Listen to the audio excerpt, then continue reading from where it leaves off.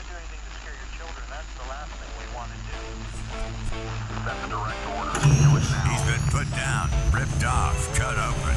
Now, he's unleashed. The American Insurgency starts now. This is Rusty Humphries, Rebellion Radio. Well, hello, my brother from another mother. How are you? My sister from another mister. There we go. How are you? Welcome. My name is Rusty Humphries. This is the Rusty Humphries Rebellion. Powered by the nice folks at Right Wing News. You can also see me on Liberty One TV. Hear the podcast at Apple Podcasts, iTunes, Stitcher, iHeartRadio, and every place a good podcast can be seen. How are you today? Been having technical issues, not because of me. Facebook, I'm looking at you.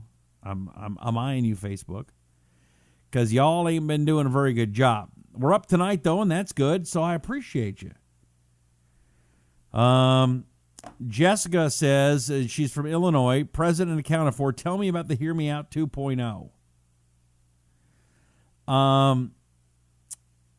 The HearMeOut app is a great sponsor of the show and one of my favorite new apps.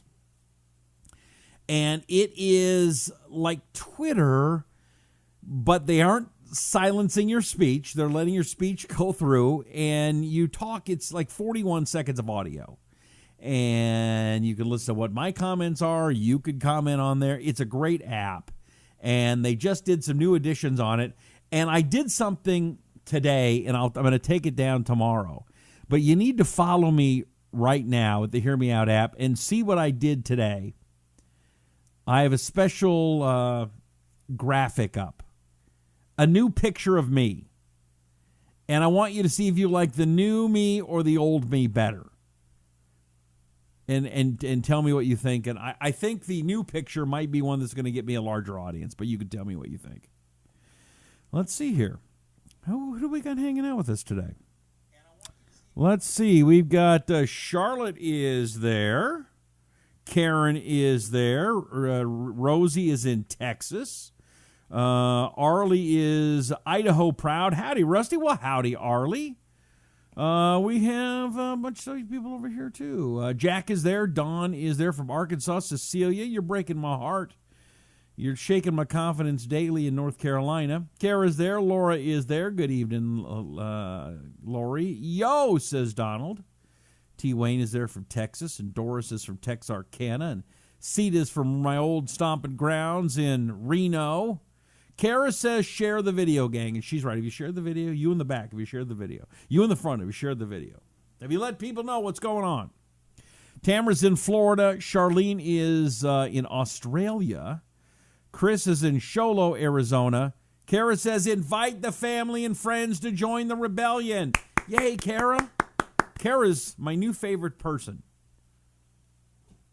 All right, share the video. I can see we have not had enough shares, nor have we enough comments. We've got hundreds and hundreds and hundreds, thousands of people watching. And did you put your name up? Like Lorraine did. Lorraine's in Florida. Michael's in North Carolina. Charles in Oklahoma. Lori is in Ontario, Canada. Scott is there. Pamela is in West Virginia. Neil is Jude from California. Debbie is in Ohio. Ben's in Louisiana. Charlie says, Florida, hey, y'all. Hey, y'all. West Virginia. Debbie's in Daytona. Cecilia in California. Jessica shared it 3 minutes ago. What video? Norman's in Salem, Oregon. Beth is in Texas. Okay. First thing I want to start off with is I am a big believer in freedom of speech. And that goes for liberal speech and conservative speech. I want to hear more speech from more people. I believe I want every lefty kook out there talking as much as possible, because I believe in the long run that's better for conservatism, that's better for America, not because their ideas are better, but their ideas are worse, and the more people that hear them, I believe the less people will follow. That's what I think. The left is afraid of the right being heard because, as you know, they're afraid I think they're afraid because, not that they're afraid that it's hate speech, but I think that they believe and know deep in their heart that what we say is true and honest and honorable. And if the real people heard this, then we would win all debates all the time. Milo Yiannopoulos is one of those guys who I believe should be heard. Now, I do not agree with everything with Milo. I like Milo. He and I have become friends. If you're not familiar with Milo, Milo is a very outspoken gay conservative that's been banned from Twitter, almost banned from Facebook, and every time he wants to go and speak at a college or go get speeches, I mean, he was the one in Berkeley, he was going to give the speech, and they started burning the college on fire. In Berkeley, of all places. A place where freedom of speech is supposed to be sacrosanct. So Milo was supposed to speak here in Phoenix tomorrow. And I've been looking forward to it. He and I have been communicating. We were probably going to have dinner afterwards and just hang out. I was going to probably meet his new husband. I don't know. Who Milo? Marcy says Milo Yiannopoulos. Milo is, let's see, do I have a picture? Let me do a quick. If you don't know who Milo, I can't explain him. That's for sure. Hold on. Milo is, there's really only one Milo if you ask me. There's also a Milo drink from Nestle. I said, there's only one Milo. And look at, have you heard of the chocolate drink named Milo? I guess it's big in Europe because I've never heard of it. Look at that. A lot of pictures of Milo, the drink. But we're talking here, let's type in Milo Yiannopoulos. There we go. And, yeah, that's a pretty good picture of Milo. Over the top, but he's funny, and I think he's very smart. And you know what? When he gets off of camera, he's a very sharp and very nice guy. Anyway, something he posted on Facebook earlier today has me very concerned about the future of our nation. What am I talking about? Let me bring it up so you can see it. Urgent notice to Phoenix ticket holders. Scottsdale police informed the promoter and venue for Friday night's A Night with Milo that this evening there was a credible death threat against my person that has been received. A credible death threat is one that is real and immediate, not conjectural or hypothetical. Ordinarily, this would just suggest that someone with knowledge of our secret venue and the time I would be speaking provided the police with detailed information about his or her intention to take my life, and the police were convinced that this person had the means to do so and intended to carry out the threat. Credible death threats are relatively rare compared to the usual volume of threats received by any public figure. Consequently, the police have forbidden us from proceeding with this event. We have no recourse when police make a ruling of that sort, and we would not want to place any of my guests at risk of violent encounters, so we have no option but to refund ticket holders and reschedule the event for later in 2018. I'm furious that these violent anti-left-wing tactics are being allowed to dictate the terms and the limits of debate in America. Supposedly, the land of the free and the land of the First Amendment. The police will not provide further information about the specifics of the threat, nor whether any arrests have been made. I apologize to ticket holders. I picked a really cute outfit and everything. But truly free speech in America is obviously reserved for the political left. I called the Scottsdale police, and some people are saying, well, who runs Scottsdale? Scottsdale, a liberal town? No, Scottsdale is the Beverly Hills of Phoenix. Okay, it's where all the rich people live. It's pretty fancy. Now, here's the interesting thing. Even I did not know where the Milo event was going to be. Okay, I've been talking to him about this event for a couple of months. I texted with him privately yesterday. even he would not tell me where the event was, because every time they schedule an event, somebody pulls some crap like this. So now, Jessica says Beverly Hills is full of snowflakes. Yes, I'm not talking about the snowflakey part of Beverly Hills. I'm talking about the rich place. Okay, that's what I meant by that. But first of all, I want to know how the guy, whoever the person that made the threat, knew where the venue was.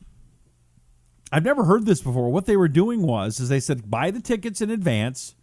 We will give you the location and the time 24 hours before the event. And the event was scheduled for sometime tomorrow night. Now, like I said, I called the Scottsdale Police Department. The press person, the public information officer, was not available. I talked to a police officer there. He said he had heard of the event, but had not heard of any death threats.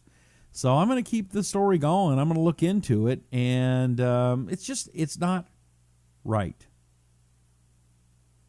Again, there's a lot of people that come to my town that speak that I don't like. I don't know if I've ever wanted to shut one down. Heck, I was in Tucson, Arizona over the weekend, and they had a thing called Che's Lounge, and it was Che Guevara. It was a hippie part of town of Tucson over by the college, and they had this shrine to Che Guevara, a true murderer, a guy that murdered people for pleasure. For some reason, because he had a hip T-shirt, people think he looks cool, he was okay. This was a really, really bad guy. And for some reason, the left thinks it's okay. That's cool.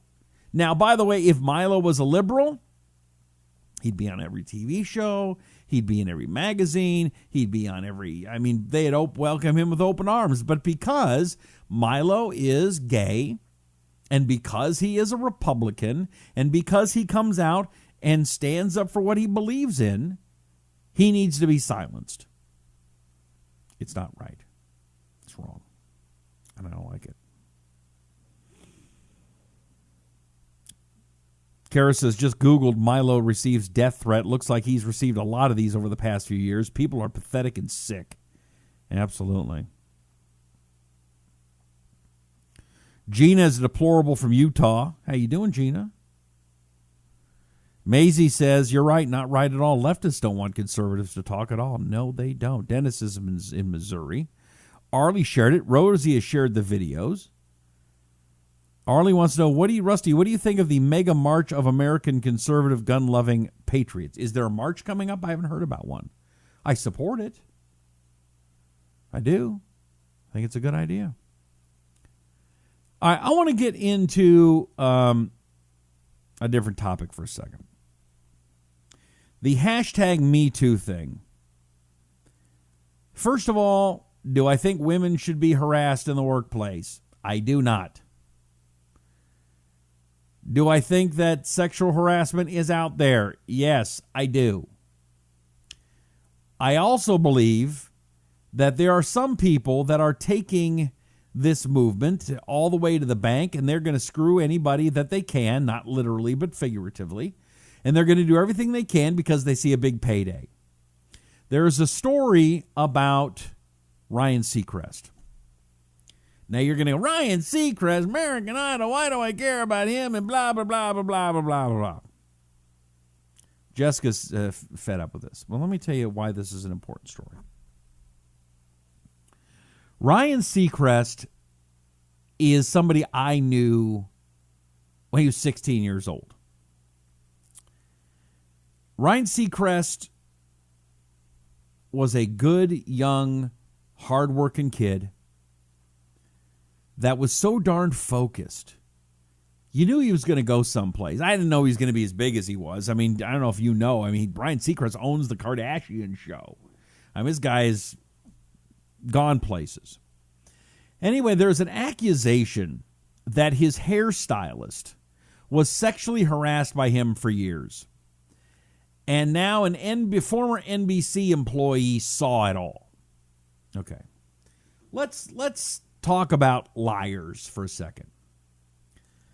Liars usually take things a step too far. So she says, not only did Ryan Seacrest sexually harass her, he did it for like 17 years, and he would grab her head and push her head down towards his groin. For 17 years? Or for 15 years you did that? I got a hard time with that one. And then supposedly the guy from NBC saw it. Now, let's just say you're creepy enough that you're going to get your makeup artist and you're going to grab her by the head and put her towards your groin, okay? Are you going to do it in front of another dude? I got a hard time believing that. Jessica says, how about the Scott Baio case? Let's talk about that. I don't know Scott Baio. I've never met him. I know some people worked on his show. I have not gotten people to respond to me trying to hear behind the scenes. I don't know about that. I do find it interesting that when he starts getting some attention from politics, one of his liberal co-stars starts accusing of sexual things. Again, when she was very young. Where were the parents if it happened? I don't know. But I bring up the Ryan Seacrest case because there's a story on Page 6 TV that I want to share with you here on the Rusty Humphries Rebellion, and we're going to talk about this in just a moment. Ryan Seacrest is not backing down after accusations of sexual misconduct from his former personal stylist Susie Hardy emerged yesterday. Seacrest maintains that it didn't happen. The network agreed, and this is nowhere near over yet. Carlos Greer? It's not over at all. In fact, we spoke to top Hollywood publicists who told us that they would steer their clients away from Ryan Seacrest on the red carpet at Sunday's Oscars and instead direct them to Juliana Rancic or avoid E altogether. Wow. Now, one PR source told us that it would depend on the client, but if it was a client who had been involved in the Me Too movement, I would never put them in that position. I don't think any smart person would. Yeah. Now, as you stated, Ryan, he strongly denies the accusations. He defends himself. And yesterday, they sent me a very lengthy statement. See, again, this is a guy This is a guy that's been in the media for a long time and has been under the microscope and does 2 or 3 or 4 shows all the time. He's always working. I don't know when he would have time to do these things. But let's, again, just say he did. There no longer is, I guess, a court system in Hollywood. I guess we just decide, you know what, if somebody accuses you, you're guilty, that's it. Now, I respect the guy, Ryan, for standing up and saying, I didn't do it. And by the way, as they are saying, his name was cleared. So now these sissified, wussified, candy-ass Hollywood racists is what they are. Kara says, Hillary had the nerve to say every woman has the right to believe. No, every woman has a right to be heard, unless they were once raped by Bill Clinton. Jessica wishes she could call the show. Jessica, type right there. I'll read what you have to say. I'll put you on.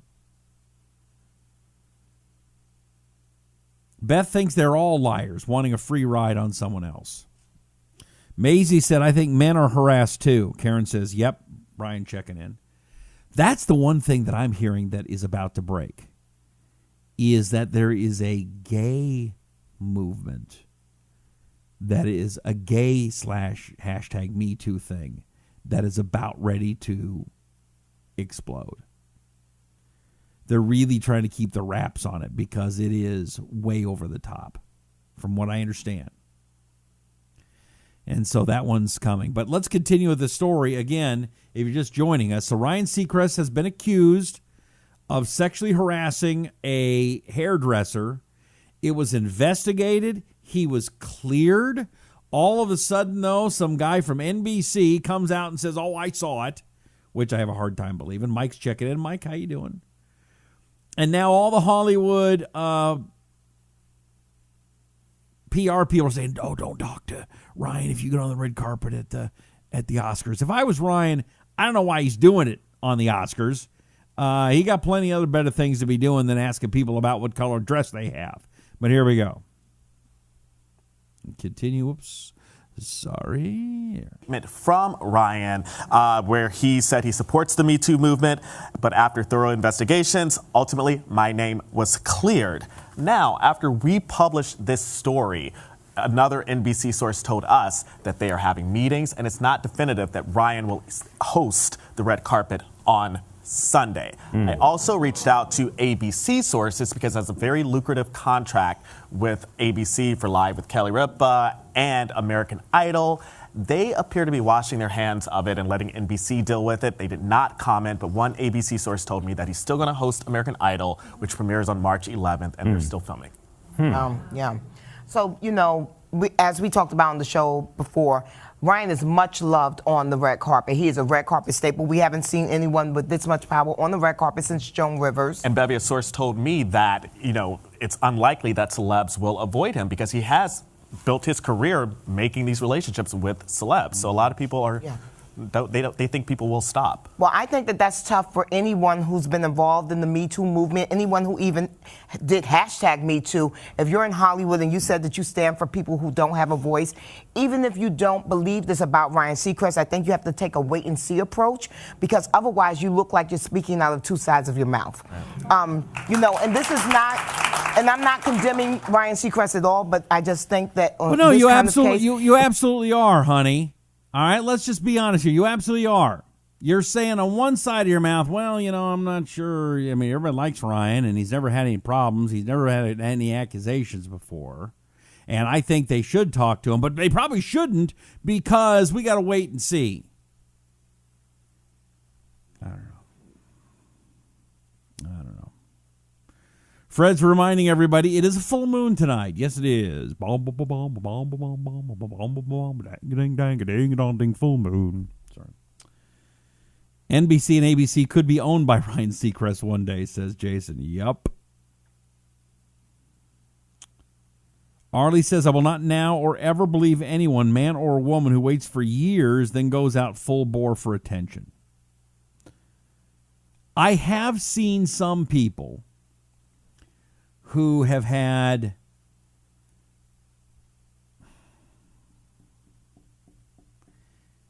it's very scary to come out with some of these accusations, okay? Because when you do come out with the accusation, especially if you were raped or if something really did happen, and it's against a beloved figure, it's hard because everybody's going to try to tear you down first.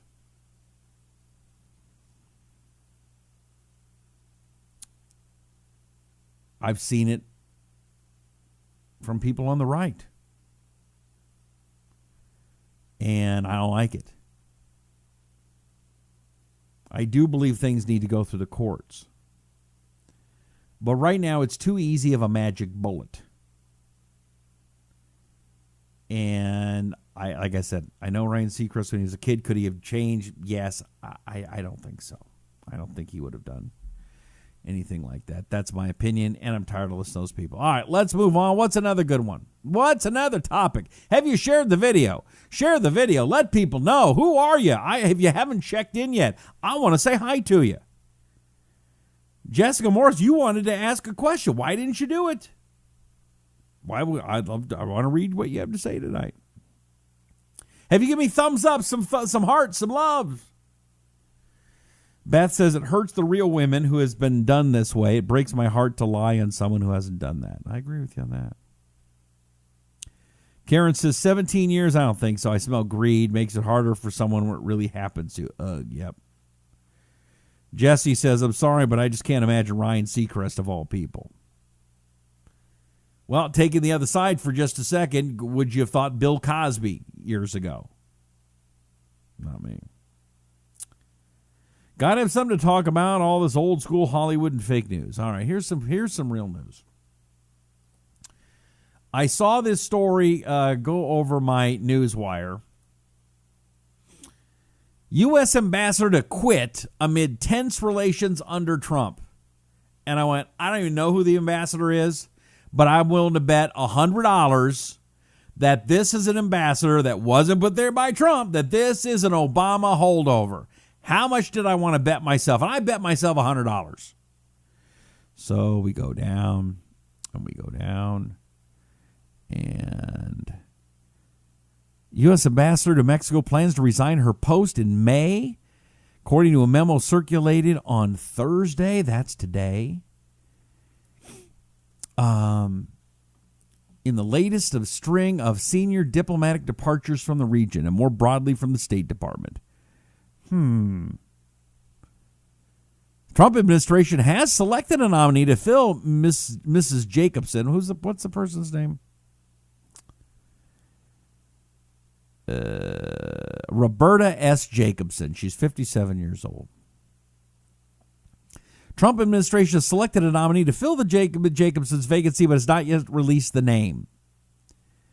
Now, this is written by the New York Times. Mrs. Jacobson leaves at a tense moment in relations between Mexico and the United States, with President Trump vowing to have Mexico pay to build a wall between the countries and promising to deport millions of Mexicans who cross the border illegally.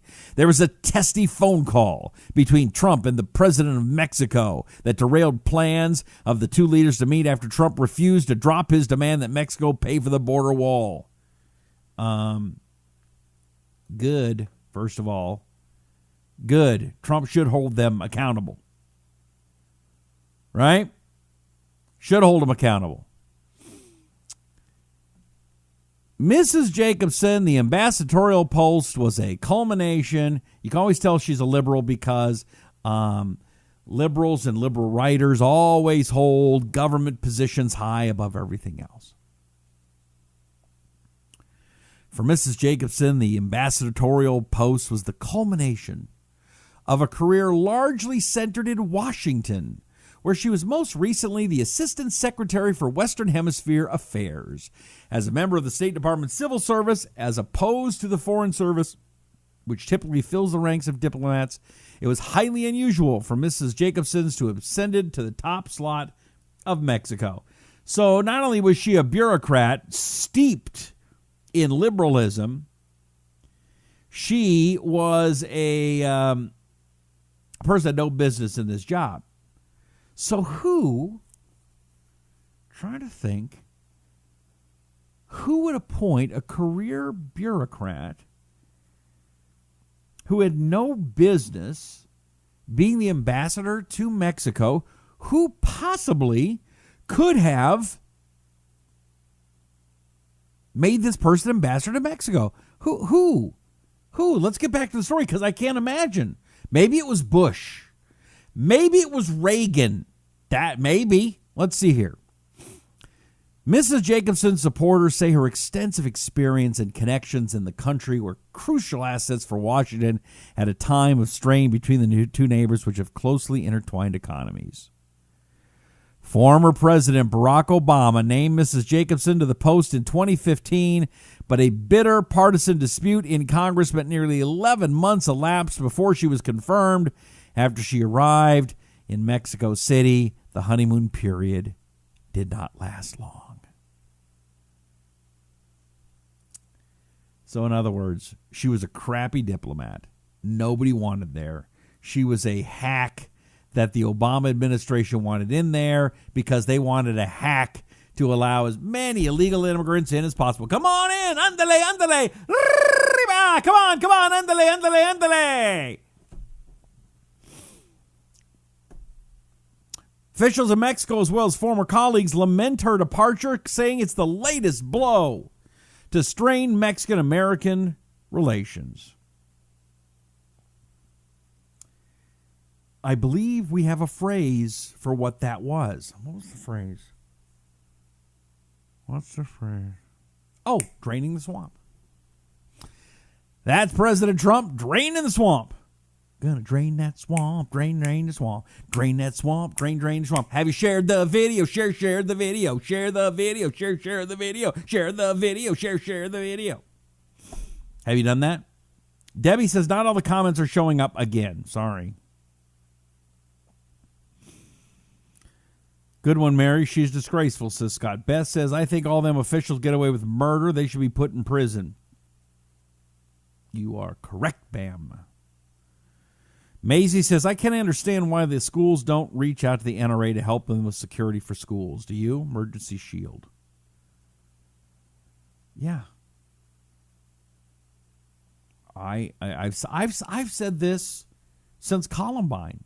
I remember Columbine. I was on the radio when Columbine happened. I think it should be like an extra credit job for teachers. Should you choose to, like, be a coach. You coach the football team, the basketball team, the cheerleaders, the swim team, whatever. They give you a little extra money, a little extra cashish, right? A little something for the effort, as they should. And hopefully you're trained in that particular thing. You know how to coach a football team or a basketball team or a baseball team or the drill team or the drama club, whatever. And you get a little extra cash. I think teachers should have an opportunity. So you know what? I want to be on the shooting team. And if somebody comes into the school, I want to have my gun right here. Or in a safe, if you want to have it in the room. And should the bullet start a-flying, you don't know if 1 teacher, 0 teachers, 10 teachers, 20 teachers have guns, and they go and they take that guy out. Well, what if they don't know what they're doing and they hit some student? Well, that would be awful. And friendly fire is terrible. But what if some teachers were there? What would it... Maybe that killer in Florida would have only killed 15 or 10. Maybe he only would have killed 5. So we got to stop using emotion and allowing the liberals to put fear in everybody's hearts and get the truth and reason and logic out there. One thing I think President Trump is a little bit off on, let me share a story with you that was a big story today. President Trump suggests the death penalty to stop the opioid epidemic. Now,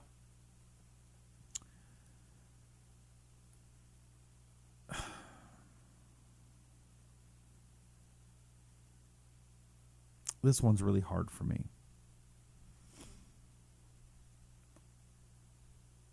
And I don't want to get too personal on this one right now.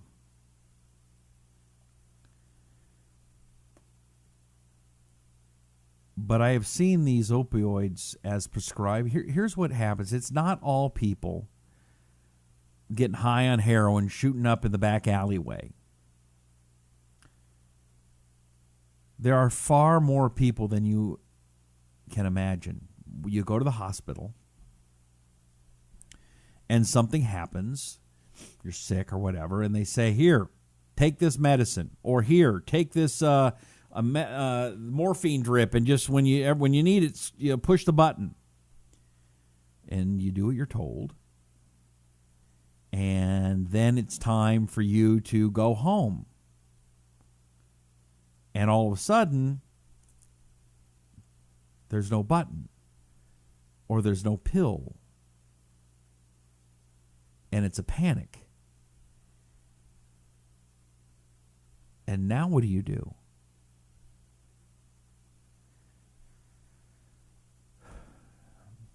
Thankfully, it never happened to me personally, but it happened to people in my life, a couple. It cost one of them their life. And you get these pain doctors, and there's not a lot of follow-up. You go in once a month. They give you all this medicine, and absolutely no help on how to get off it. People forget Rush Limbaugh had that problem. It cost him his hearing.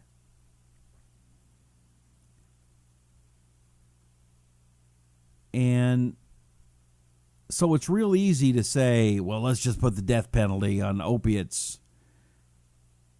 What we really need to do and start right away with is telling people, okay, you're in the hospital. What you're about to hit is an opiate. It is so addictive, you have no idea. And we are going to wean you off it before you leave the hospital. And that's what needs to be done.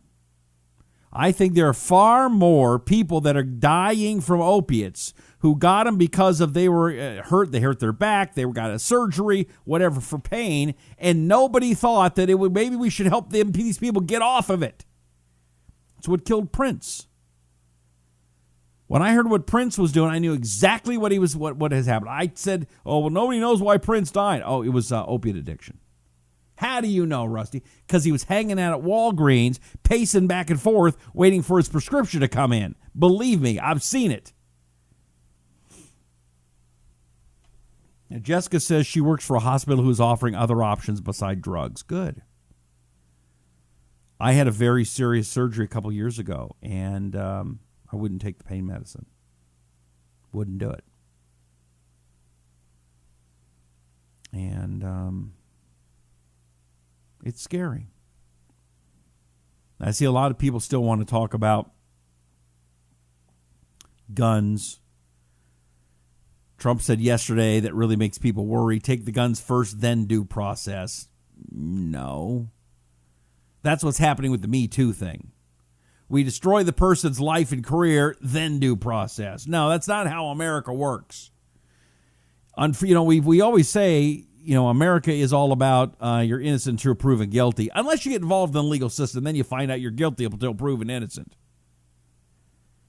But, President Trump is new at this, and people got to give him a little bit of a break. Mr. President, let me explain to you why that's not a good idea. See, everybody wants to jump on him and yell and scream and, he's a liberal. I just say, hey, he's new. He wasn't a politician. He didn't spend his whole life like Al Gore and Bill Clinton and Hillary Clinton and all of these professional politicians. He didn't spend his whole life coming up with policy papers and flip-flopping.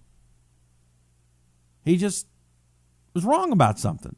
Hey, Mr. President, let me fill you in why. And you explain it to him, and maybe he'll come to the right decision. Rusty, do you believe that these corrupt people from the Obama administration will ever be held accountable? The answer is no. It's too ingrained. When you talk about the deep state and that scares people, it sounds conspiratorial. I don't want to call that. It's just political people have been hired for decades who've been Democrats, and every time Republicans get in, they don't want to fire these people because when they do, the media goes crazy. You can't believe it. The president just fired all of these career bureaucrats. Isn't it sad? They've got families.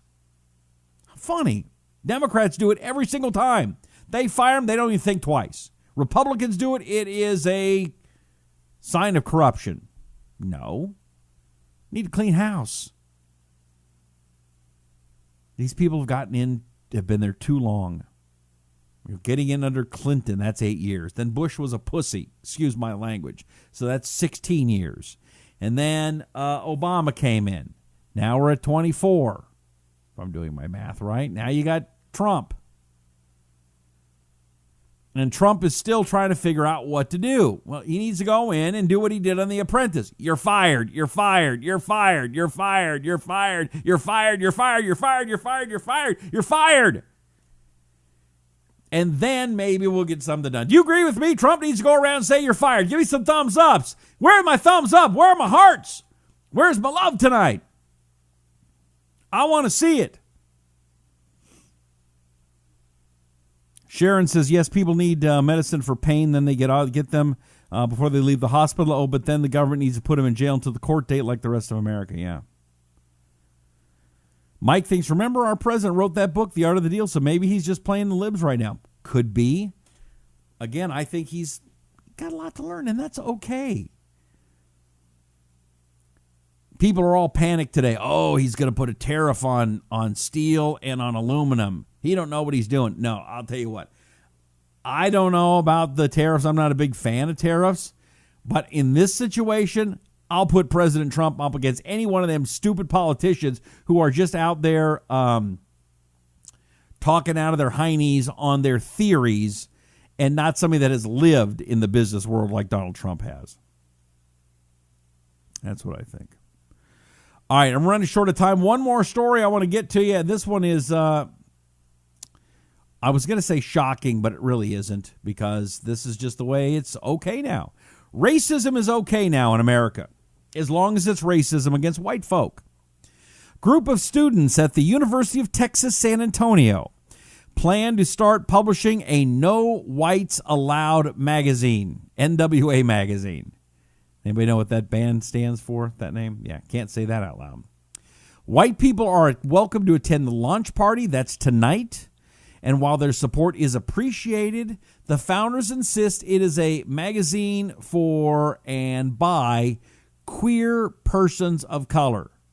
So I didn't notice that. So not only can you not be white, you can't be straight either. I'm completely out. I'll never be able to see this magazine. Magazine release party is going on right now. The name of the magazine is No Whites Allowed. White people are welcome to come to the event, but the main goal is to celebrate and empower people that society routinely ignores and rejects. Support from white people and heterosexual people is appreciated but not necessary for the success of this event.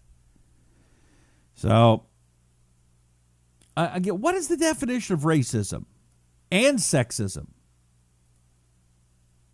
and phobia, homophobia?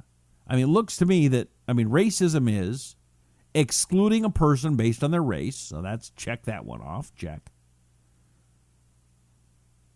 Then you got homophobia. Is this straightophoobia? Breederophobia? I don't know what you'd call us. Heterophobia? Because I get they're afraid of heteros, of breeders? I don't get it. How is this able to go on? Why is Facebook not shutting them down? Why does the college think that's okay? And why is everybody else just yawn, yawn, yawn, yawn, yawn? The truth is as with guns and these new racist things and the lack of freedom of speech, all that is being done is the left is trying to take away your God-given rights. Rights that my father fought and died for in Vietnam. I'm sure you have friends and relatives that fought and died in wars as well for your nation, for our nation. And we shouldn't be so damn easy to give up our rights and freedoms because we don't want to hurt somebody's feelings. Again, last month we were talking about these college kids eating Tide Pods, and now we're following them on how to change the Constitution? What the world is going on? All right. Tomorrow's Friday. I don't work Friday. Monday I'll be back. You can always go back and find my old podcast from the past week. Just go to Apple Podcasts or Radio. What's the radio app I like? Radio Public app. That's a good app to find it. iHeartRadio. Just type in my name, Rusty Humphries. You'll find me. Also, most important, find the new Hear Me Out app. Find that Hear Me Out app and find me, Rusty Humphries. Tell me what you think about my new photo. I think it's a winner. See what you think. But follow me on the Hear Me Out app. I post once or twice a day every day, and it is a place where speech is free and censorship doesn't happen. Do me a favor, would you please? Thumbs ups, hearts, shares. Share the video. Share the video. Let people know about this show because these giant social media companies are doing everything they can to shut us down. May God bless you.